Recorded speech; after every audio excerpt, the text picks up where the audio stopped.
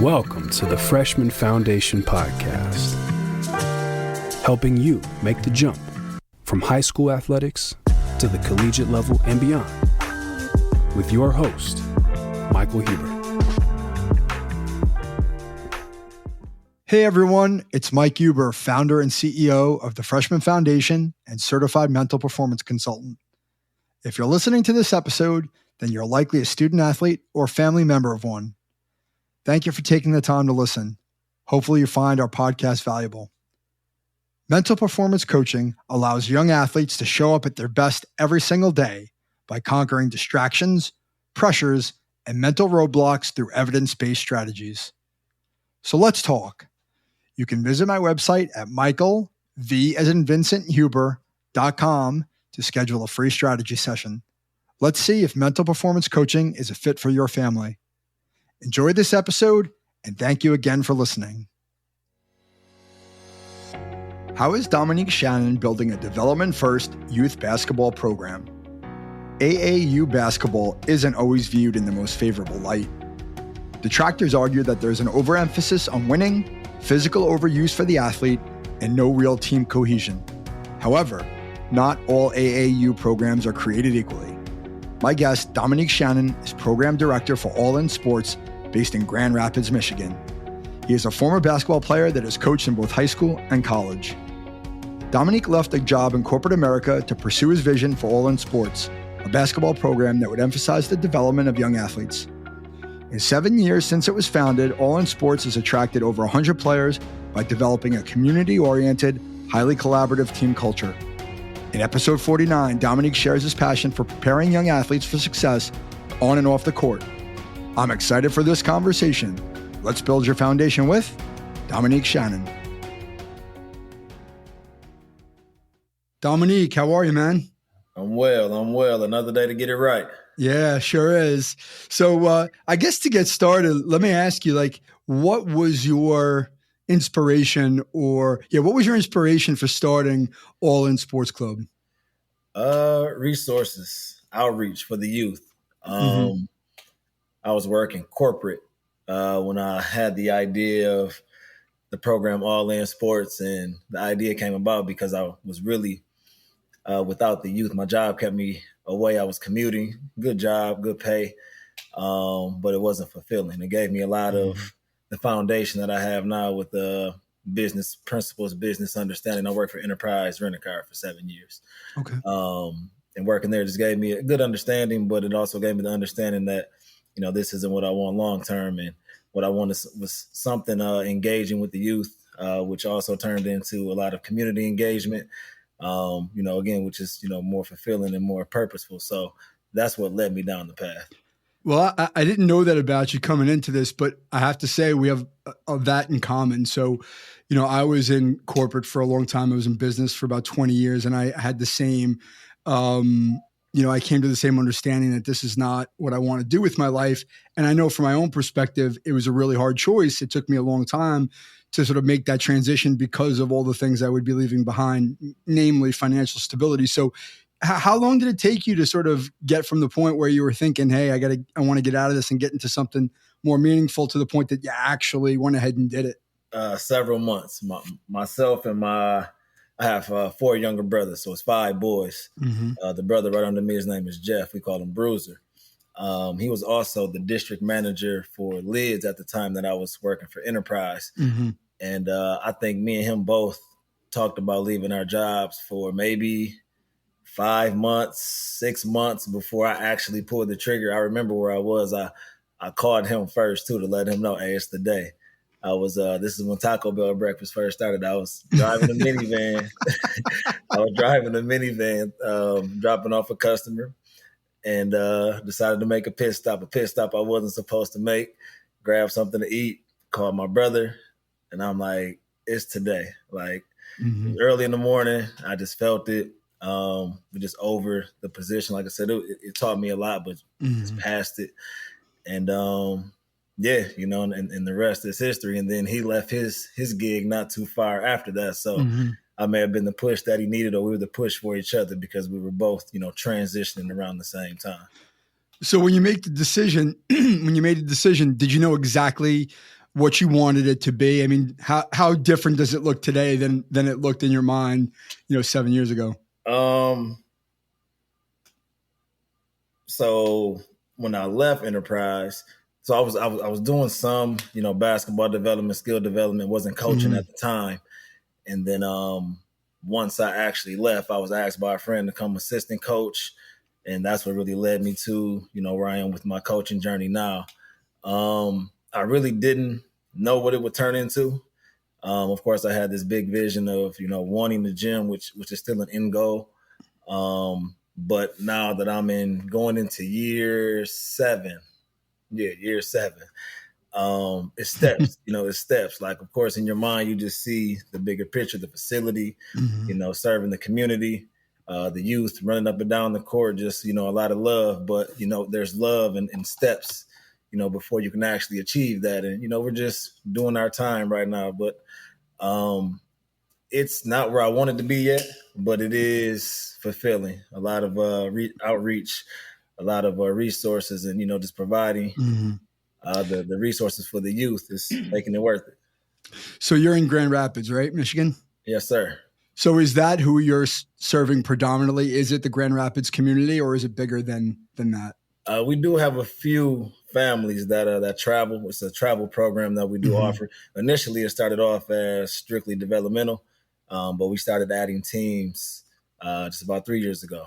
3 years ago, we started off with one team, a split. It was like a first, second, and third grade team. We had a wild mixture of kids at the time, and now we're up to 10 teams. Second grade all the way up to 10th grade on the boys' side, and then we have a 4th, 5th, and 6th grade girls split.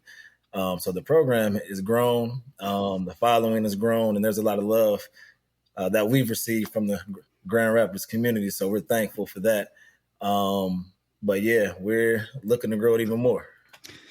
So I'm interested about the philosophy of the program, because I know there are a lot of, regardless of sport, whether it's basketball with AAU or other sports with travel clubs and different, sorts of competitive high level sports, every club has, for lack of a better way to put it, they have a philosophy, they have an angle, right? So like, what's the differentiator for your clubs, All In Sports, versus maybe some of the other clubs in the community that, for lack of a better way to put it, you're competing with? It's a couple of different things, resources and the men leading the program, and even just the knowledge that we have amongst ourselves, from myself to Tremaine, who you're familiar with, and even my assistant director, Landon Mitchner. We all bring a different skill set. We all trust one another, and that's where it starts. That's the foundation of the program. Again, would be the resources and the knowledge that we're able to pass with myself, coaching high school, playing collegiate for a year, also coaching collegiate as well, and sharing those experiences. And Tremaine playing professionally overseas, now running, a very profitable and a very strong basketball development program. And then Landon, very, very active guy in the community, very positive, family influential guy. Just bringing all of us together and pouring it in one pot, stirring the pot, and now we're pouring it into the cup of the youth. I think that's what really separates us. Another thing is just the development piece. A lot of programs have the travel side, but the main thing that we're after at All In is the development. There aren't any kids receiving scholarships in the 2nd, 3rd, 4th, 5th grade. So, just to have that intensity or just that urgency, I think that, it's a bit soon. But the main thing is just development and teaching. Within the program, we're open, with the coaches. The only way we can learn is if we, sharpen each other. So, we do ask, I ask a lot of myself, being receptive of feedback. And then also just all the coaches that we have, we bounce things off one another. So it helps the program grow in the right direction. Yeah. Well, I mean, as somebody who works in youth sport myself with individual athletes in a coaching practice, and as a parent, frankly, of young people, development is just, it's so overlooked, and it's really upsetting for me because there's so much emphasis put on the outcomes and the result, and this long-term belief that there's going to be some pot of gold at the end of the rainbow versus really, are we trying to develop not only better players, but better individuals, better human beings? And I think that's huge. And there's nothing wrong with being competitive, right? I think that's part of what sports teaches us. Yep. Yeah, that's why we're in it, right? But we have to put it into the perspective of the children, right? If they're competitive for the sake of being competitive and that's what they love to do, they like to win, that's awesome, right? But if we're the ones putting that pressure on them to win when all they want to do is have a good time and learn, well, then that's on us. Right. Like, I believe even when you look at the environment, or just like the actual physical environment of a basketball game, the crowd is right on top of the athlete. With just about every other sport, you're kind of removed from the action. You're not really hearing the conversations or, the things that are going on the football field, or maybe, at a hockey game. But with basketball, you're right there. And I believe even just with the crowd being there, there's so much influence, on the student, especially at the younger ages. There's so much influence that it causes the commotion that we see in youth sports. I've seen a lot of videos and a lot of conversation with, parents fighting and, jumping on referees. And I just think there's a coach there. Allow the coach to be the coach. And I mean, I think that's the struggle. But at the same time, I don't have any children, but I'm sure being a parent and watching your son or daughter compete, there's little tidbits that you want to spit out there, and there's little things that you want them to do.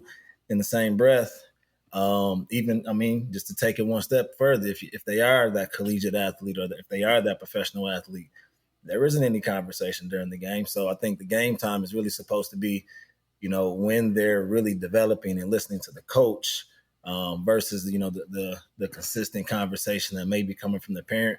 It can be conflicting, especially for a young mind. Yeah, I'll tell you a funny story. It just happened to me a couple of weeks ago. No, it was last weekend. My daughter's almost 12. She plays soccer. And I've coached her in soccer. Not that I'm a soccer expert, but I've coached her for a number of years. And that's sort of coming to an end now. And she had a game over the weekend, and I was on the sideline as a parent, and I started to give her one tidbit, right? Like one piece of instruction. I'm not the guy that yells, like I know better. But I saw that she was struggling with something that she could have done better. And I was like getting on her, and she like snapped back at me. And after the game, we were going back and forth, and she said, "Listen, Dad," she's like, "I have a coach. Let the coach coach me. And if I need to be coached, I'll ask my coach." And I was like, she put me in my place, and my ego got in the way of like, "Hey, I know what I'm talking about. Why don't you listen?" But she's right? Like I could be contradicting what she's being taught. Right. And I don't know any more and I probably know less than her coach. Right. And so I fight that urge all the time, especially with sports I know more about, like a basketball or baseball, because it's not my job. You know what I'm saying? Like you said, it's really important that we let the coaches coach. And so I guess that leads me to a question for you, right? Like, what are some of the things that you look for in the coaches that you employ? One is presence, especially with kids. You have to be able to keep them engaged. As I mentioned, our program starts at second grade. So just understanding the mind of a child, a young lady or a young boy, they're all over the place. And, keeping practices, their energy has to be there. I think that goes into the presence, but also just remembering to have fun. Like that's the philosophy. Like what we tend to do is we also give a lot of coaches, first time coaching opportunities, which has been a huge success for the program. Men and women wanting to coach, not having that outlet, we've been able to provide that. And even if it is their first time, we'll assist them along the way, allow them to get their feet wet, but also, again, give guidance, even not having any coaching experience or, just having a passion for the game. There's ways of going about it. There's structured ways. And then even just the outlet of YouTube or just all the resources that we have now, we can really dive into the game, and it creates a lot of conversation. So we have built a ton of relationships here with the coaching staff as well. That's great. So I guess I want to ask you about your own basketball career. So when did you start playing basketball? as long as I can remember. I would say that football was my first love, though. Football was what I truly enjoyed as a kid, and played basketball, but football was it for me. That changed as I went into high school, and that's honestly I would say the biggest regret that I have, not continuing to play football. But for me, yeah, just as long as I can remember, just going to the park. I lived right across the street from my school growing up, and just stayed at the park, stayed outside. I'm 35, so I come from the era of being outside and, drinking water from the water hose. So right, being outside playing all day. Yeah, and that's one of the philosophies that we have too. Like, I understand now, as a kid, I was active, just riding bikes, roller skating, whatever it may have been, not realizing that everything that I was doing was developing my body. So even amongst, or just within the conversation that we have with the kids, they're kids, they still should have fun. They still should have different experiences. I'm not one that will say that there's a lot of conversation about kids playing too much of one sport. I don't believe that. But I do believe that there's certain things that need to be well-rounded, because different sports or just different activities develop muscles and develop your body differently. And that's a big difference, honestly, in certain grade levels. Some kids may have certain skills, but sometimes your body isn't developed, or someone may just be a little bit more strong, or a little bit more toned. And you can see it in the third grade. You can see it in the fourth grade. You can see the difference in the fifth grade. So that's another philosophy that the program really preaches as well, just, developing your body and staying active. Yeah. So what led you at that point where you decided to focus on basketball? Like, what was the reasoning behind that choice? Lazy and lack of confidence. So my freshman year, I attended Ottawa Hills High School in Grand Rapids. I played football through the first week, second week, and I also joined the team late. I was working some of the summer, and I quit. I quit because I felt like I should have. I was entitled. Didn't understand how to work for it. And then he also didn't really have a real sincere understanding of how to develop my body either. So I was losing that battle. And then I transferred to East Kentwood High School, and I just didn't even bother to go out because I had quit, and I just was more focused on basketball at that time. Okay. So, I mean, in terms of like your basketball development, like at what point did you realize that maybe you had the chance to play at a college level? Not until I got to college. I actually walked on. Okay. I would say I was a late bloomer, even with my height. I wasn't tall. I'm 6'2" now, but I didn't really stretch until I got into college. One of my roommates played on the hoop squad the year that I walked on. When I initially got there, I tried to walk on my freshman year. I didn't walk on until my junior year. Freshman year, it was just a weird situation with the coach, and he wasn't really open to the idea, which was, a bit odd. I was a freshman, but the conversation that I was receiving, it would likely be an opportunity there, which it wasn't. But just stayed active, played in the rec leagues, and then a new coach came in, and, a new opportunity presented itself. And, I was able to walk on. I was redshirted this year, grades, and then also body development. Grades was the main thing, but they also didn't want me to lose a year. So they tried to preserve me. And the reason I say tried is I was still, after I took my classes in the summertime, I took the necessary credits to get me caught up. But when you're within the NCAA clearinghouse, it's a little different. At the time, only 7 credits would count towards eligibility, even though if I would have taken a full load of 8, 12, I took a load of 8. But it all counted towards graduating, but it didn't count towards my eligibility. So that kept me from playing college basketball. And after that, it was a wash. So I just, I had to walk away. There wasn't any way for me to get caught up.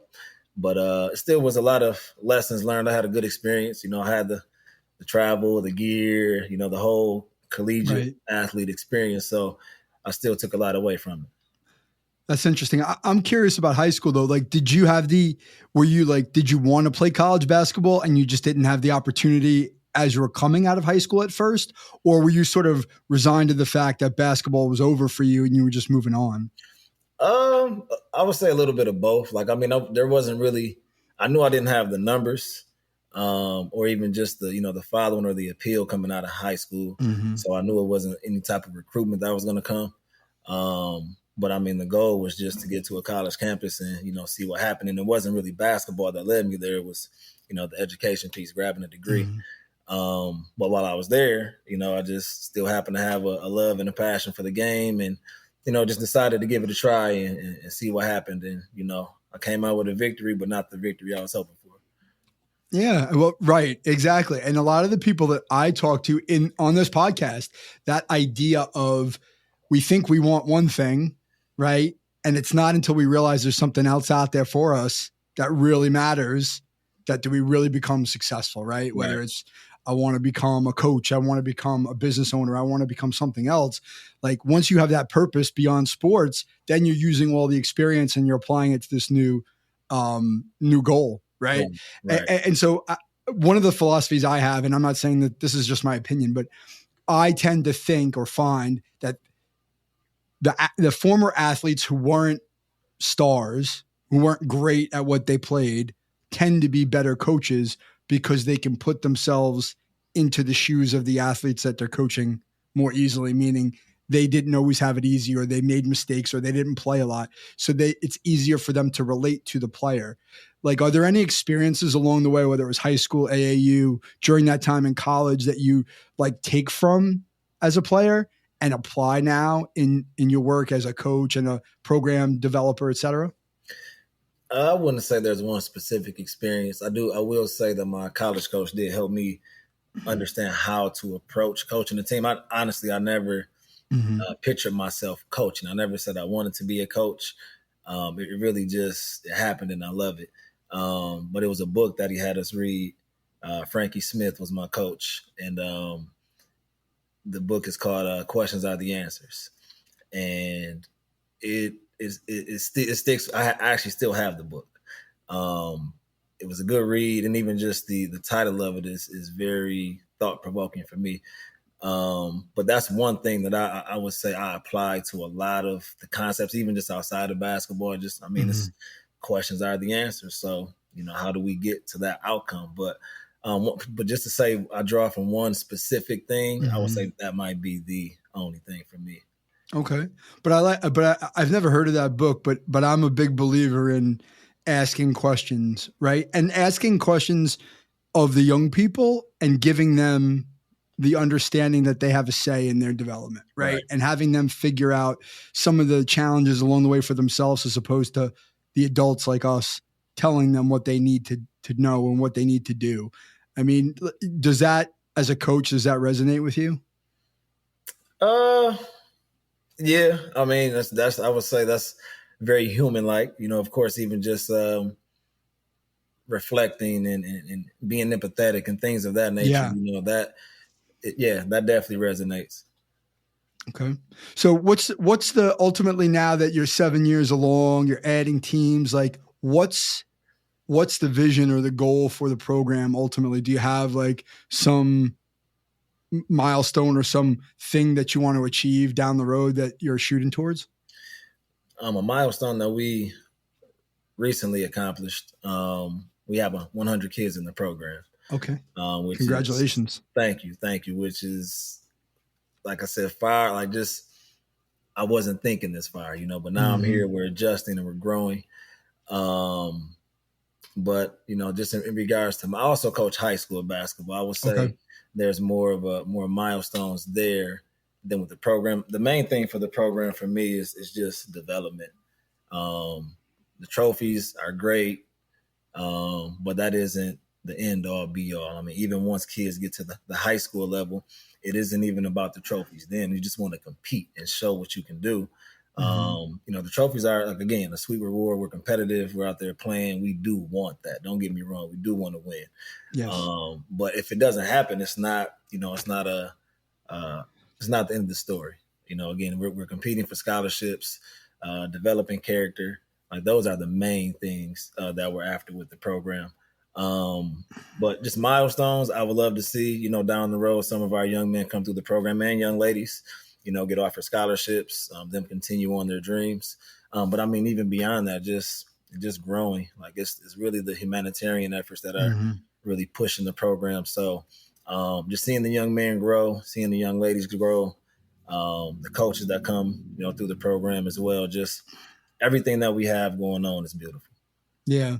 So like, are there specific elements of development that you focus on, like certain principles or things that like you're looking at and saying like, these are the things that we want to bring out in the young people that we coach?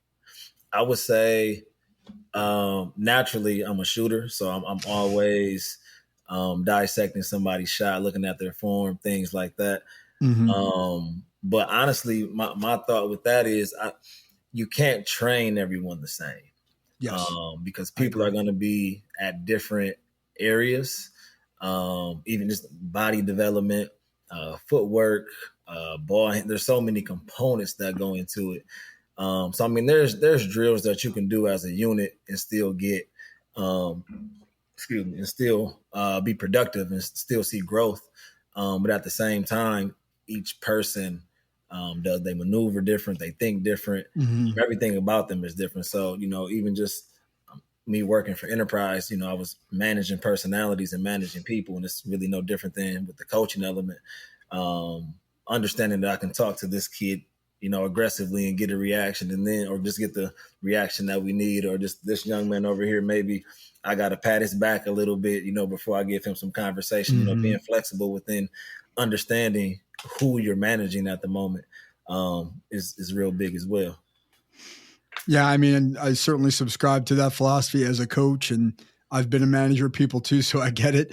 But I think the word that comes to mind when you're describing that, the word that came to mind was, there's a certain level of care that's required, right, about what you're doing, about the people you're doing it with, to make the effort to get to understand each of those people individually. Because, I mean, the reality is that there are a lot of coaches out there who don't coach that way. Right. It's my style. It's my philosophy. It's my program. It's my way or the highway. And, it works for some. Don't get me, it works for some, but it doesn't work for me. Yeah. But that's important to understand, right? Because a lot of times, we're influenced by the coaches who coach us, right? For a lot of people. And that's the way that people learn, right? So, we take what we learn from other people and we try to apply it. And right, it doesn't work for you. And it's important to understand that. So like, what do the coaching staffs look like? I mean, do you have one coach per team? Do you have, people who volunteer to assist? Like, what's your staff look like? Yeah, we, have at least one per team, but it's ideal for me to have two, more eyes, even, being a coach. If you're the head coach, you're managing the game. It's tough to manage the game and the bench, when the players are coming out the game and they need certain conversations or maybe need a little motivation pumped into them. It can be tough. So some of our teams, we don't have two coaches. I don't coach a team. I'm just the founder and the program director, but I will sit on the bench. I will, we in the coaches, we do rotate. So as I mentioned, we're all growing our relationship. So if one doesn't have one, we understand, hey, it's good to have another set of eyes, another voice, just to round out the team. Yeah. So talk about that. I mean, obviously as a program director, there's a set of challenges that, you have, right, in terms of running a business, right, and growing the business, building awareness, trying to make it bigger, get more kids into the program. So like, what are some of the day-to-day things that you deal with in your role in that capacity that, might be challenging for you? Or like, what are some of the things that you do that, are hard? Managing working 40 hours a week, and then also managing the program. Emails are coming through daily. Inboxes to our social media are coming through daily. Not to mention, I work at a middle school, so I'm consistently entertaining or conversing with a kid or two. So there's flexibility in what I do with my job at work, which is very, very appreciated. But I mean, just the logistics of just that, running the business, communicating effectively, communicating everything that needs to be communicated, responding in a good time. I mean, even just making sure I make it to practice on time, or Sure. just right. being able to manage everything that I have to manage within a 24-hour window. It's challenging. It's very, very challenging. I would say one thing that allows for so much flexibility in my life. I don't have any kids nor a wife. So I'm still just, me. So that's a benefit. But it's definitely a challenge. I mean, even from ordering jerseys to getting merch, getting basketball, just making sure that we have everything that we need, and even finding time for myself and all of that organized chaos. So I definitely need moments of woosah and time to myself. So that could be challenging too. But I also find fun in that as well, just being able to navigate something that I'm enjoying. Yep. It has its low moments, but there's definitely more high than the low. So I'm challenged every day, every week. Yeah, well, I can relate to that too, because I'm in the same boat, trying to build a business, doing a lot of different things to keep the ship going, and trying to like just navigate it all. It's hard. But when you're doing something that you love, and that there's purpose in that, and that you care about what you're building and it's yours, it makes it a lot easier to get out of bed every day. Especially for me, I find that working with kids, and my primary clientele is high school and some college. But I find that like if I'm having a bad day and then I get to see one of my athletes, it makes my day better. Right. Like I get energy out of this personally. That's me. Right. Whereas when I worked in the corporate world, I dreaded getting out of bed. I don't want to go to this job. And I should have been more grateful because I was getting a good paycheck. But at the same time, it's like, I just don't want to do this. Now working with children, there's just something about it that really energizes me. And I think that a lot of that keeps me going. I agree.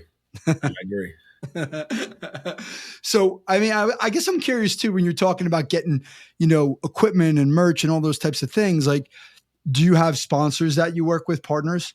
That is something that is growing. Yes, that is something that is growing. Something that we are very welcome and open to.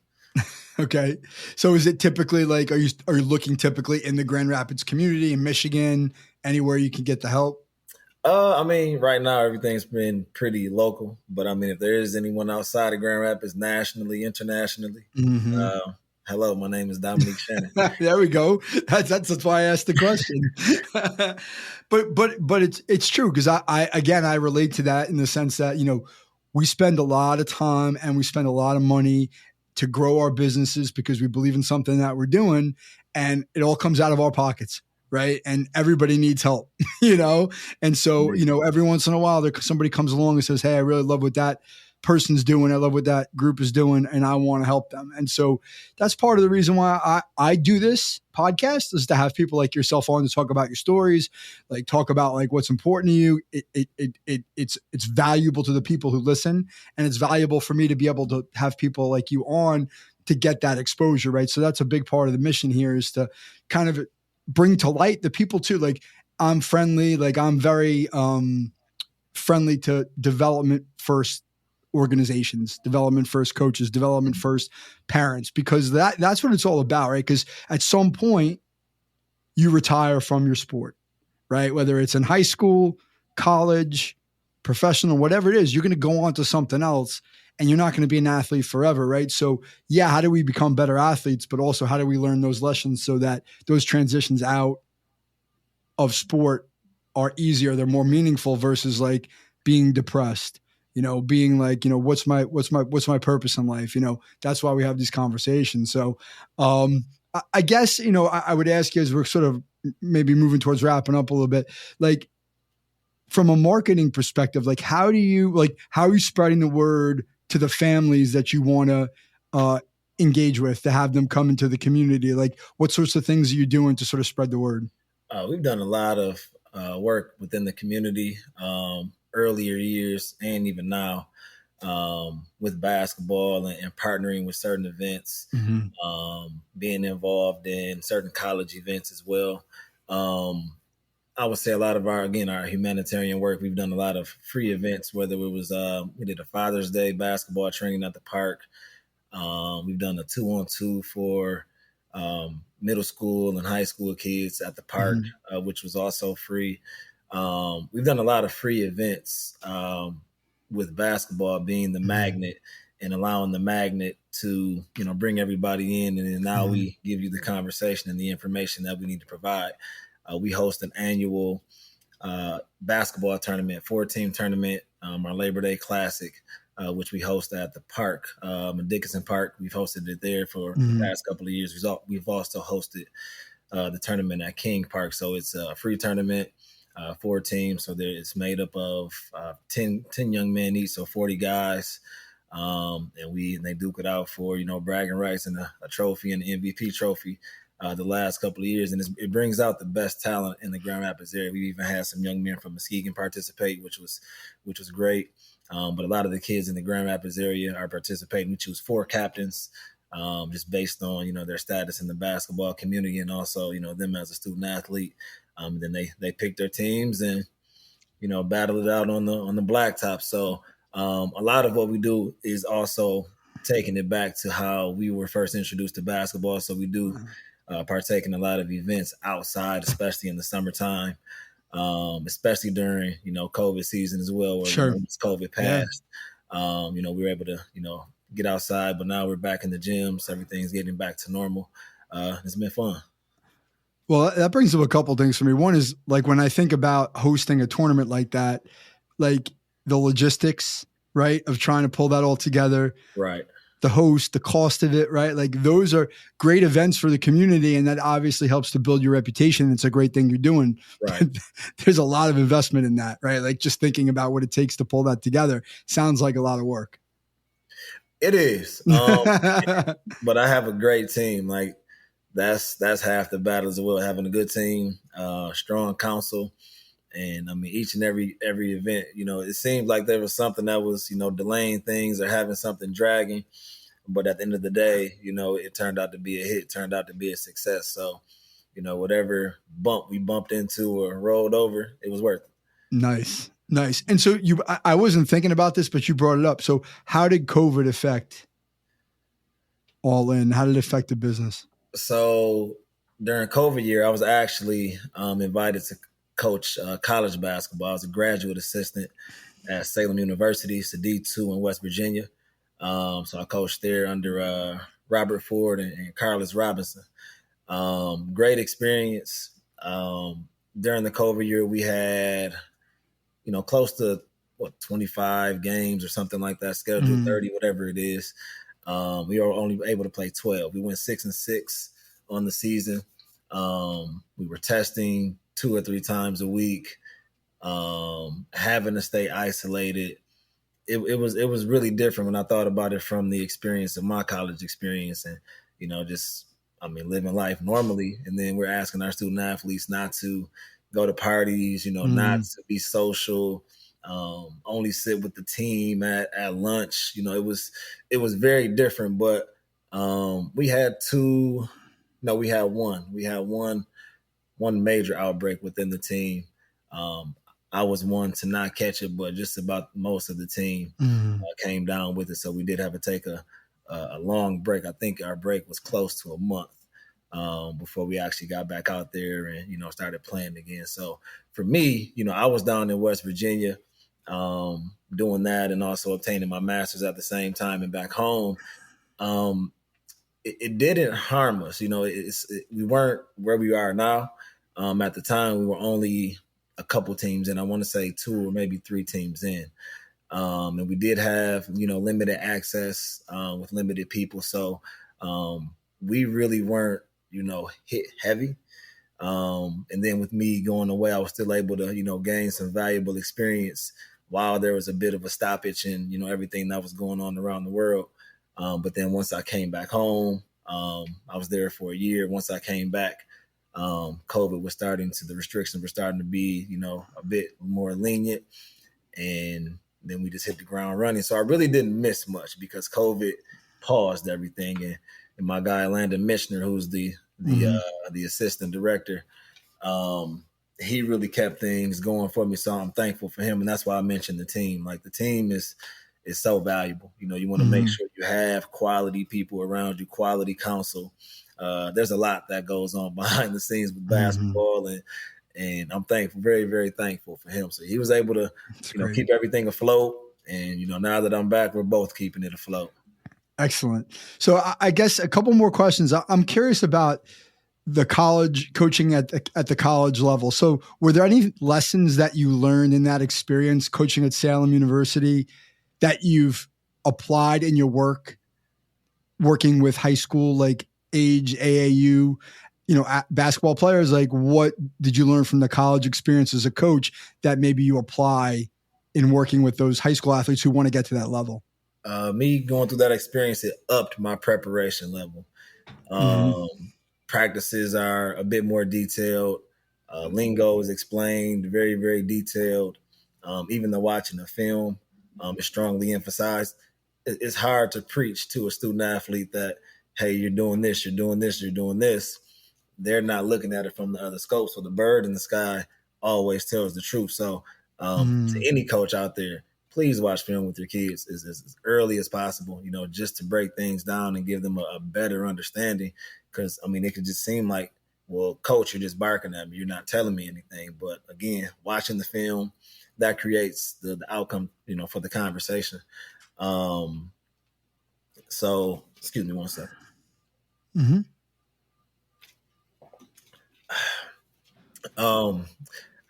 I got choked up. I'm sorry. Can you repeat your question? No, I was just asking you how your experience at the college level coaching at Salem has influenced what you're doing with the high school athletes. Like basically, like, I know you said like you learn to be more detail oriented, right? Putting in the work in the film room. But like, what are some of the things that you saw there that you're not telling your high school guys? Like, hey, listen, if you want to play at this level, you need to do this besides maybe watching film. I would say that a big difference that I realized is simply just making reads and understanding how to really play basketball. There's a way to play basketball within your own feel and, your own rhythm and flow of the game. But one thing that we're seeing with, a lot of the kids in our community, they aren't being taught. And that's another reason where the program comes in. There's certain principles that I ask as the director for each coach to touch on, and I present those principles. So like, that's the foundation of the program. But yeah, just, being able to make reads and understanding why certain passes are being made. But again, that comes from watching film and breaking things down and giving a different understanding.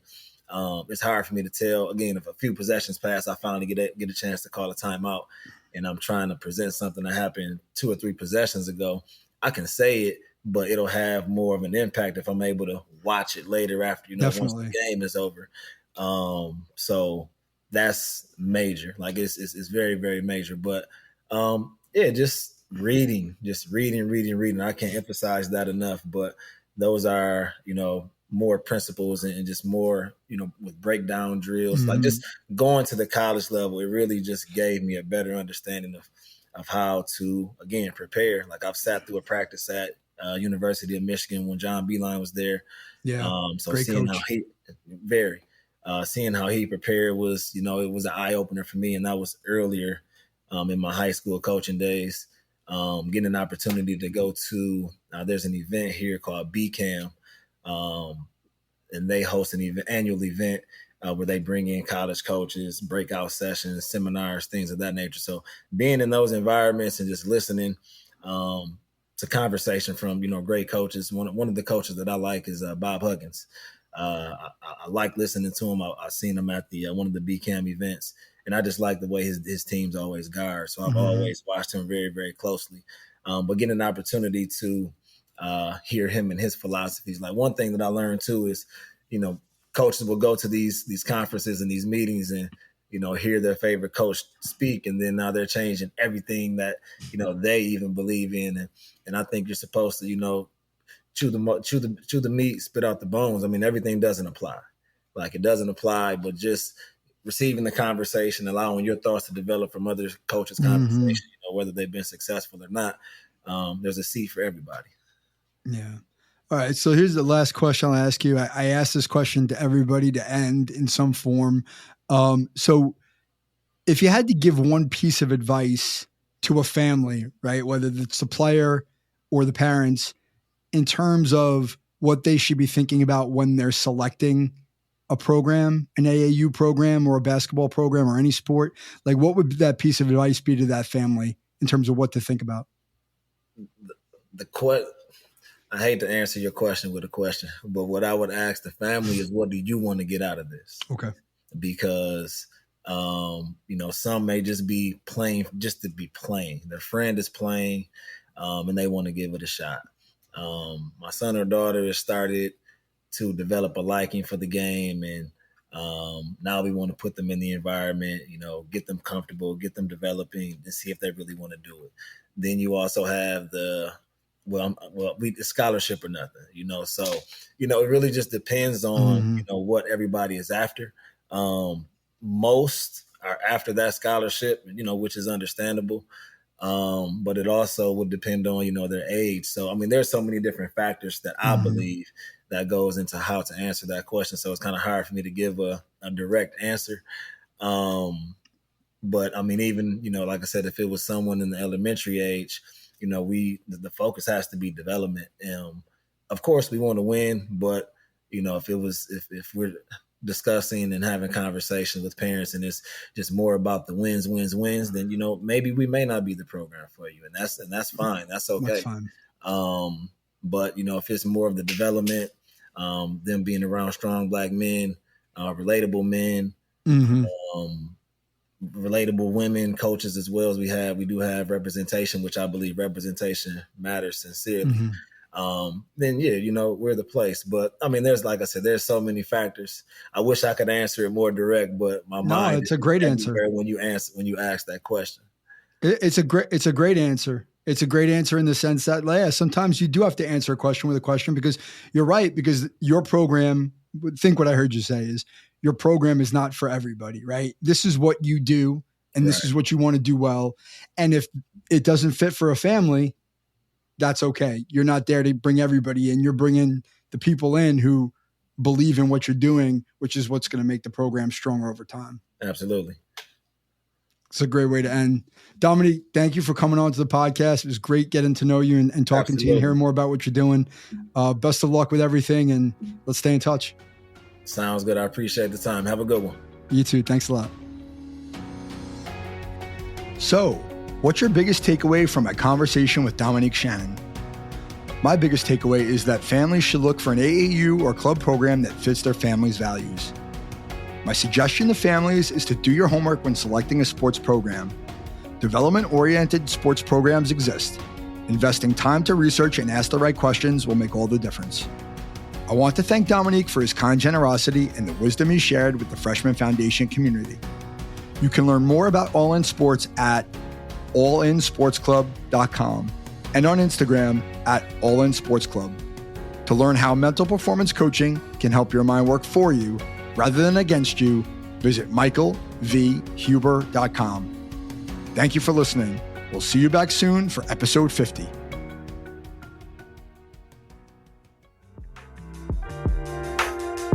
Mike Huber is the founder and owner of Follow the Ball Coaching, located in Fairhaven, New Jersey.